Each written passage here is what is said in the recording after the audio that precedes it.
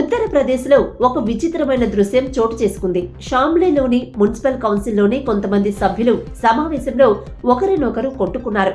పంచులు, కిక్కులతో పాటు టేబుళ్లను ఒకరిపైకి మరొకరు విసిరేసుకోవడంతో అక్కడి వాతావరణమంతా హీటెక్కింది. సభ్యుల్లో ఒకరు కుర్చీపైకెక్కి మరో సభ్యుడిపైకి దూకేందుకు ప్రయత్నించడం కూడా కనిపించింది. Municipal chairman Arvind Sangal, MLA Prasanna Chowdary పాల్గొన్న కౌన్సిల్ బోర్డు సమావేశంలో ఈ ఘటన చోటు చేసుకుంది. అఖిలేష్ యాదవ్ ఆగ్రహం. ఈ ఫైట్ కి సంబంధించిన వీడియో ఒకటి ఇప్పుడు సోషల్ మీడియాలో ప్రత్యక్షమై వైరల్ గా మారింది. అధికార బీజేపీపై విరుచుకుపడిన సమాజ్వాదీ పార్టీ అధినేత అఖిలేష్ యాదవ్ తీవ్ర విమర్శలు చేశారు. ట్విట్టర్లో వీడియోను పంచుకుంటూ అభివృద్ధి పనులు జరగనప్పుడు సమీక్ష సమావేశంలో ఇంకా ఏమి జరుగుతుందంటూ ఆయన ప్రశ్నించారు. అందుకే షామ్లీలోని కౌన్సిలర్లకు భౌతికంగా దెబ్బలు తగిలాయి. బీజేపీ పాలన అనేది అందరికీ ఓ గుణపాఠం వంటిదే. మీ స్వంత భద్రతను ఏర్పాటు చేసుకున్న తర్వాత సమీక్ష సమావేశానికి రండి అని అఖిలేష్ యాదవ్ అన్నారు.